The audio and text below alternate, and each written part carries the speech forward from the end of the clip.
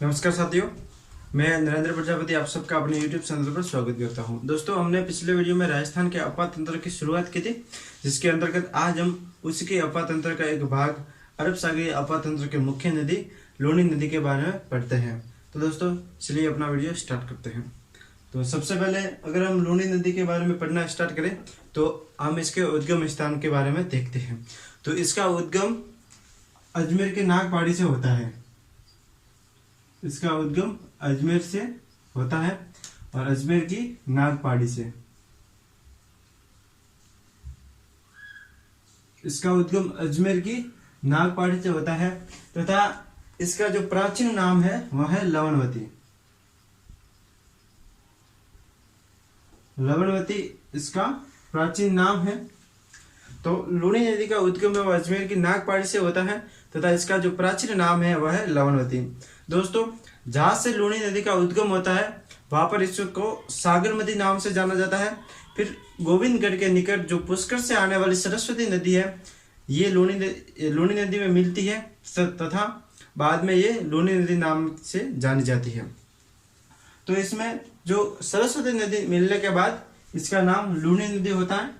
फिर ये अजमेर से नागौर में प्रवेश करती है।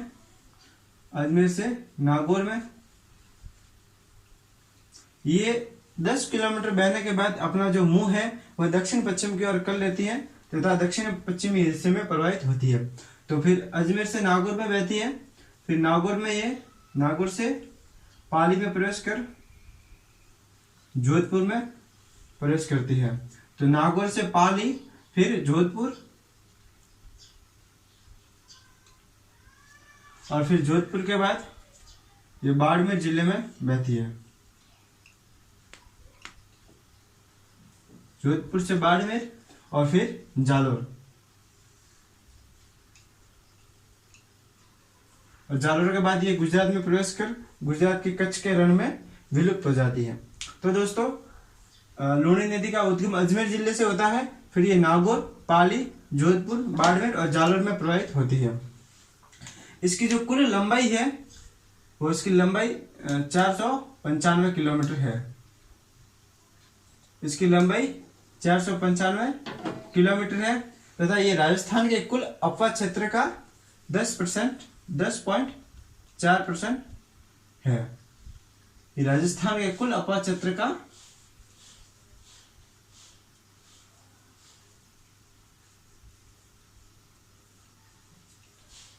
कुल अफवाह क्षेत्र का 10.4%। दोस्तों, और इस लूनी नदी की लंबाई है वो 495 किलोमीटर। अजमेर की नागपाड़ी से इसका उद्गम होता है और इसका जो प्राचीन नाम है वह लवणवती है। ये अजमेर में उत्पन्न होकर नागौर, पाली, जोधपुर, बाड़मेर और जालोर में प्रवाहित होती है तथा गुजरात में ये फिर कच्छ के रण में विलुप्त हो जाती है। दोस्तों, और इसमें जो सरस्वती नदी मिलने के बाद इसका नाम लूनी नदी होता है। पहले इसे सागरमती नाम से जाना जाता है और गोविंदगढ़ के निकट इसमें सरस्वती नदी मिलती है। तो और इसका जो प्रवाह है वह ज्यादा वर्षा वाले क्षेत्र से कम वर्षा वाले क्षेत्र के और मरुस्थलीय प्रदेश में इसका प्रवाह है। तो और अजमेर में ज्यादा बारिश होती है तो सबसे पहले बाड़मेर में आएगी और फिर जोधपुर में। क्यों? क्योंकि ये जो प्रवाहित होती है तो बाड़मेर और जोधपुर में अपने पेटे को चौड़ा कर लेती है, फैला लेती है, जिससे कि अगर अजमेर में ज्यादा बारिश हो तो बाड़मेर और जोधपुर में फिर बाढ़ आती है। विशेषताएं देखी। अब हम उनकी सहायक नदी के बारे में देखते हैं। तो दोस्तों, जो लूनी नदी की एकमात्र सहायक नदी है जो दाई ओर से मिलती है तथा जिसका उद्गम अरावली पर्वत श्रेणी से नहीं होता, तो वह नदी है जोजड़ी। तो हम जोजड़ी नदी के बारे में देखते हैं। तो जोजड़ी नदी का उद्गम नागौर से होता है और नागौर के पोंडलू गांव से होता है। तो नागौर का जो पोंडलू गांव है वहां से जोजड़ी नदी का उद्गम होता है। फिर जोजड़ी नदी नागौर और जोधपुर में बहती हुई जोधपुर में जो लूनी नदी में मिल जाती है। तो जोजड़ी नदी एकमात्र ऐसी नदी है जो दाई ओर से मिलती है तथा जिसका उद्गम अरावली पर्वत श्रेणी से नहीं है और ये नागौर और जोधपुर जिलों में बहती है और फिर अंतिम रूप से लूनी नदी में मिल जाती है। तो हमने जोजड़ी नदी देखी। अब हम इसकी अन्य सहायक नदियों के बारे में देखते हैं। तो इसकी एक अन्य सहायक नदी है जो बांडी नदी है। जिसका उद्गम पाली में होता है और फिर ये पाली में बहती हुई जोधपुर में लूनी नदी में मिल जाती है। तो ये नदी बांडी नदी है और हेमावास में इसके ऊपर एक बांध बना हुआ है पाली में। इसके अलावा एक नदी है सुकड़ी नदी। सुकड़ी नदी पाली से इसका उद्गम है, पाली के देसूरी से।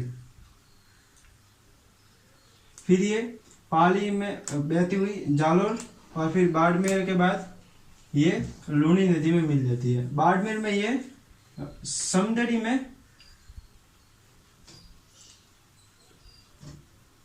में ये लूनी नदी में मिल जाती है। इसके अलावा इसकी अन्य सहायक नदी है जवई नदी है। जवई नदी का उद्गम पाली व उदयपुर की सीमा से जो बाली है, जो पाली का जो बाली है, बाली के जो गोलिया गांव के पहाड़ी है, वहां से जवई नदी का उद्गम होता है। फिर जवई नदी पाली व जालोर में बहती हुई जो बाड़मेर है, बाड़मेर में ये लूनी नदी में मिल जाती है। सुमेरपुर के निकट पाली में इसके अंदर इसके ऊपर एक जवई बांध बना हुआ है और जवई नदी में जो जालोर के जो साइला गांव है वहां पर एक नदी मिलती है खारी नदी। तो जवई नदी में जालोर के जो साइला गांव है,